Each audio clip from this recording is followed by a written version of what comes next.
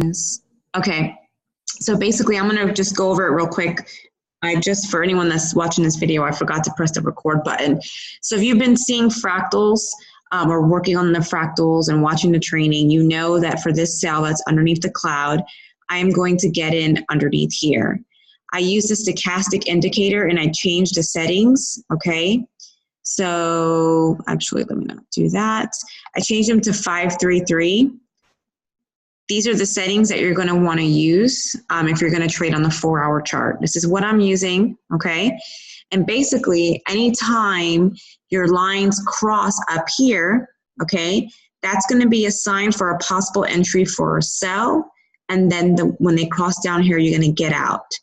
This is also a sign for a buy. It's going to be vice versa, okay? This is called divergence, okay? This is divergence. You may have heard people talk about it. And what's really awesome about this is that we have fractals that are served as like a second and third confirmation. Look. Oh, actually what made me change it to 5 to 3, I saw some screenshots of people on a 4-hour chart and I saw them using it. So it works. Like, I don't know, I changed it and it works. I saw a lot of people on the 4-hour doing that, so I just changed it. I don't know. Like, I don't know what it does. I got to read up on it some more, but it's working. So basically, look, you guys, you have a fractal underneath the cloud for a sell. You would get in underneath this pink candle, or if you want to be safe, like we've discussed in previous training, you can get in at the bottom of the green candle, okay? If you watch the videos, you've learned that you no longer have to wait for a fractal to form on the bear candle as long as the candle to the right of the fractal is showing you that it's going in that direction, okay? If you don't know what I'm talking about, I've added some new videos in the Dropbox, so make sure you watch it. So what's so cool is that right here when it crosses over, that's your signal for entry, okay? So if you got in either up here or down here, okay, and you rode this bad boy out till a support fractal formed, which would probably have been around here, okay, you would have gained 193 pips. Or you could have looked at your stochastic and waited till these crossed over to show that there's going to be a change in the trend, and you could have gotten out right here where they crossed. And that's literally probably before this fractal will even form. And that's an indication that you can get out of the trade before losing a couple of pips. Now, one thing that I've been observing is that when it goes through this 50, the stochastic, when it goes through this 50% right here, like once it gets to the 50 and it goes a little bit under, I would consider securing some profits at that point. Okay, so that's basically from here to here, that's 120 pips. You better have secured some profits, like that. You'd be stupid to not do that. But like once it goes through that 50 line, then that's like a nice little indication like, hey, go ahead and secure those profits just in case. Yes, it would suck if it did one of these, but this is consolidation and the fractal will show you that. But if you're doing something like this, okay, just pay attention to your stochastic, and then if you see it that it's continuing to go down, secure those profits. So before I go on to the other way of figuring out a TP, does anyone have any questions?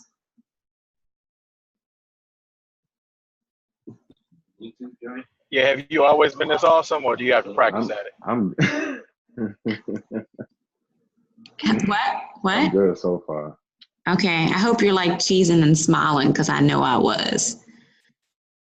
All right, so then look, we're gonna look at it on the opposite end, okay?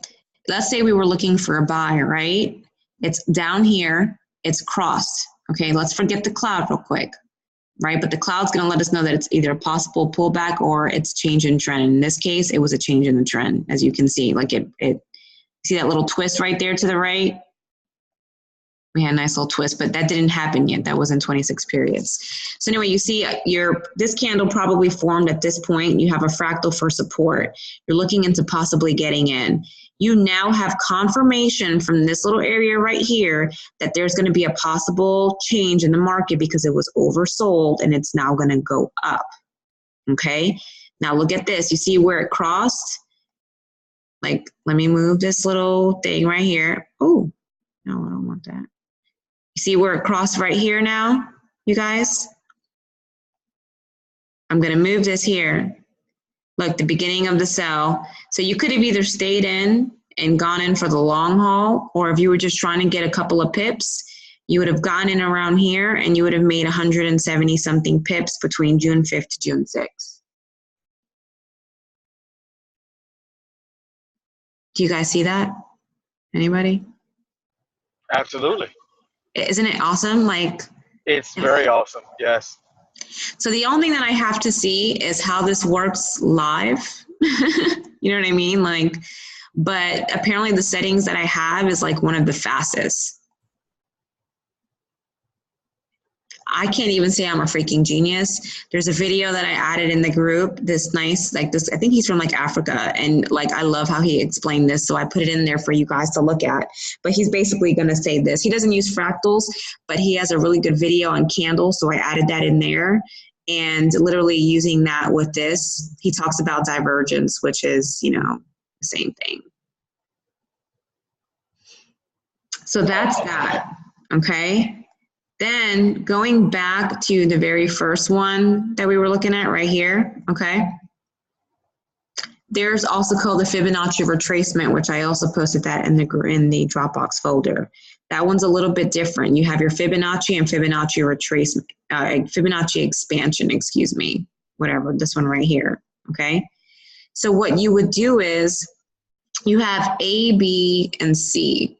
So if you were right here, you would take the previous high, okay, and click to the low at that point, and then to the next, oh, excuse me, you would move it to the next high. So this is A, here we go, this is the low. A, B, and C. All right, I know I have a lot of crap on my thing, but just listen to me here. Just try to follow. What this is basically saying is that we're now looking for D. So this is going to go down, and typically 100 level, which is right here, is where it normally hits. So in this case, it went down a little bit further and it broke this support level right here. As you can see, look, 1, 2, 3, like you have a ton of fractals there. This was a very strong support level, the 100. It broke that.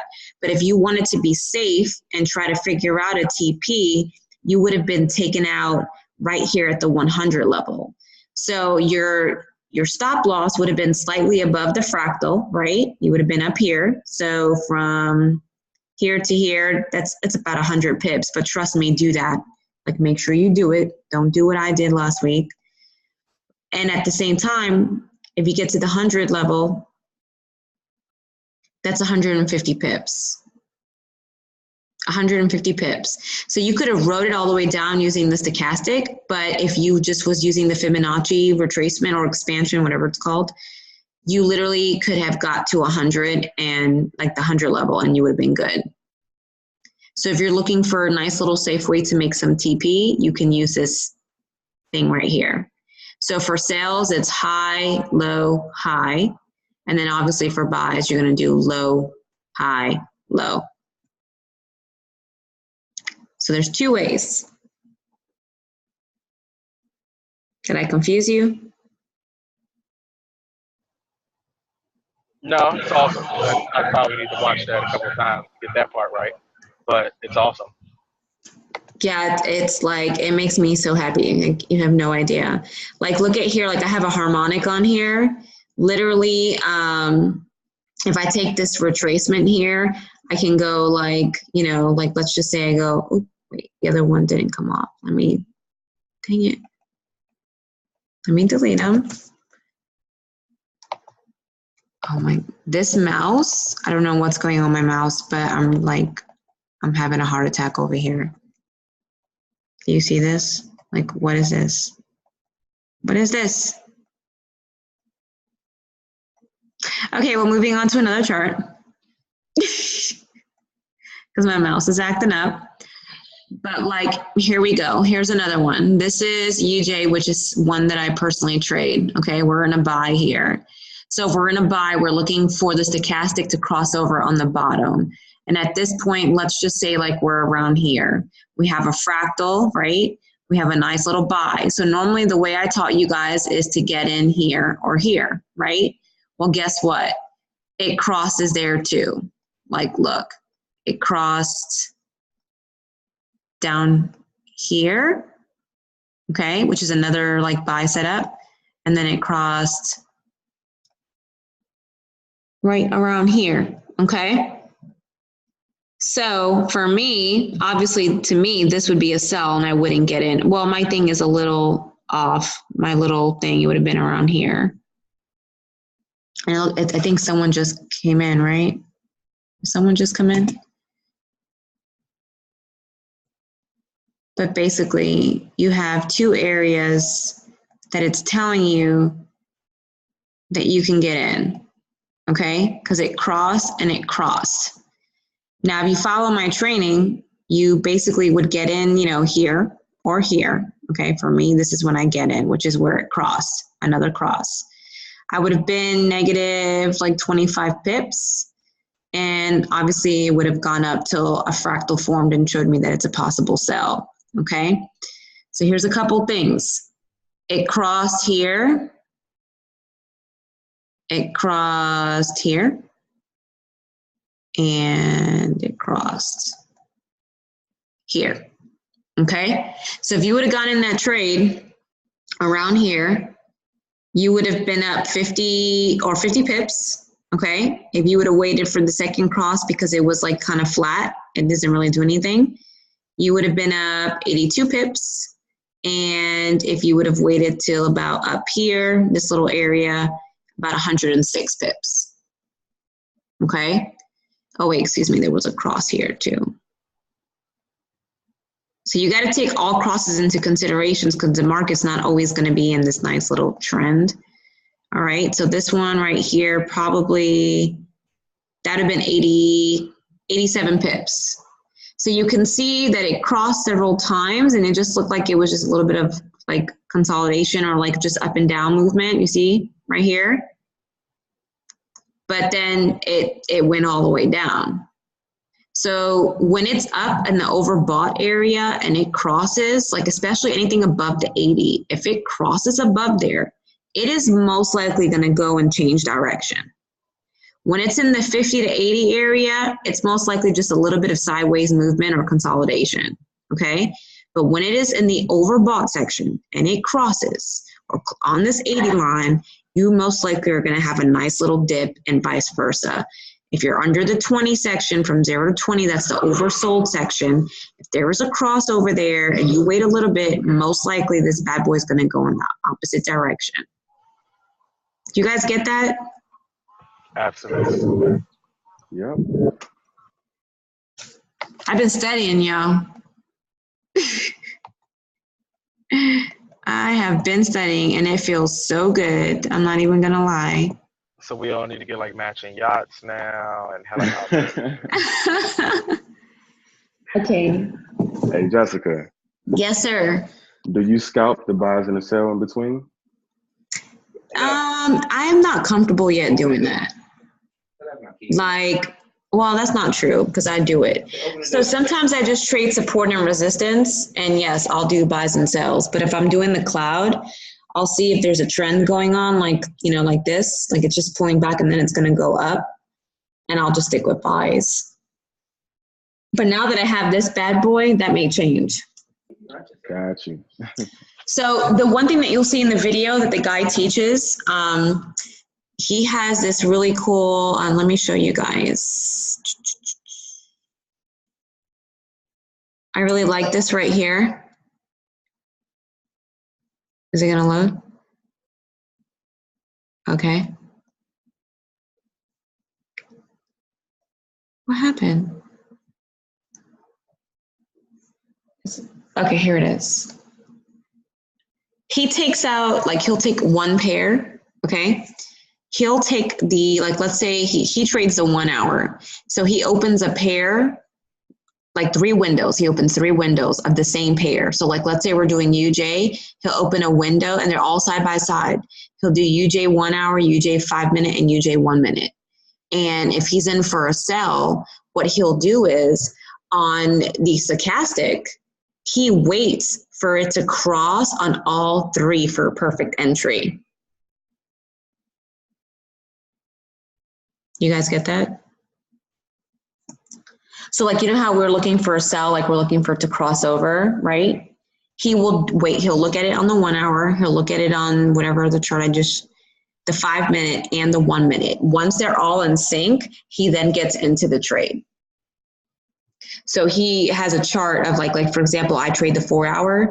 So you can do the 4 hour, the 15 and the 5 minute. I tested this and literally, and the stuff that I tested, like literally it was the same spot where I was on the 4 hour chart. However, I've seen a lot of traders do that to make sure that they're like dead on with their entry, and it's a really good thing.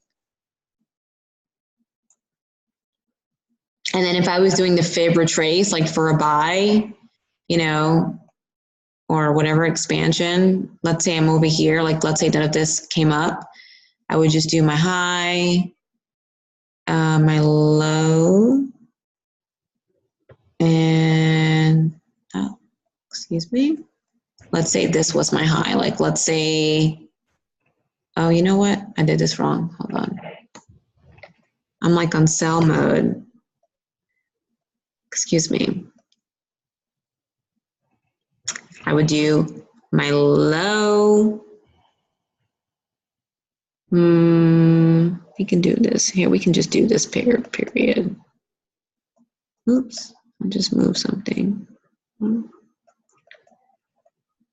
Come on, what is up with my mouse? There we go. So what I did was low, like low, high, low. So that's the pullback. So A, B, C. It's kind of like an Elliott wave too. 1, 2, 3. 3 is supposed to be the biggest wave. But what this is basically saying is that it will most likely go to the 100 level, which is right here, and that's 72 pips. So if you were looking for a TP, that's most likely a level that you want. If not that, at least 61.8. And that's a good, like that's 20 pips.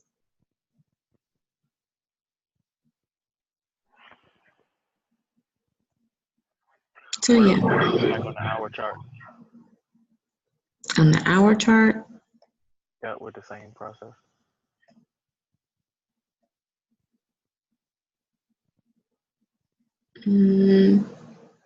Low, high, low. It hit 61.8. No, I wasn't talking about the retracing. I was talking about the stop. The what? The stochastic. Stop loss? No, stochastic. Oh. So same thing. Like, look, a buy, right? Well, let's not, this is here, but let's just say we do that. Like, it's in the oversold market. It's crossing over. It's going to go up. Like, that's just what happens. Like, look, every time it goes to the oversold, it always goes up. You just have to study your pair. I know Lyndon doesn't want to hear me say that, but you do. Okay. So just like I would teach you, there's a fractal. You have, you know, this is where I personally would have, my mouse is like obsessed. This is where I would have entered, which is pretty much dead on the same area. Okay. And literally you can ride it till it crosses over. Now look at this. It crossed over, but then it didn't really do much until right here. Small pullback and went back up. So we would have been, you know, freaking out because we're newbies. That's what we do. The moment we would have saw a crossover, we probably would have gotten out right here, or we would have waited and gotten out right here. Damn it. Yeah, this is really annoying. We would have gotten out around right here or right here. Okay. So let's just calculate pips. I normally get in right here at this little green candle, but some of you may have gone in here, so I'm going to go with the safe zone. Okay. So that would have been 40 pips. The second scare would have been about 56. The third scare would have been about 64 pips on a 1 hour chart. Game over. Do you guys see how freaking awesome this is? Like, from what I can see, as long as the fractal is at least 3 to 4 candles apart on a 4 hour or 1 hour, it follows the oscillator on entry and exit. I don't know if it works the way for everyone though. I don't know. I know that we have to wait till we go live Yeah, it's amazing. It really is. I know that, like, you know, Lyndon, well, let me stop recording. Hold on.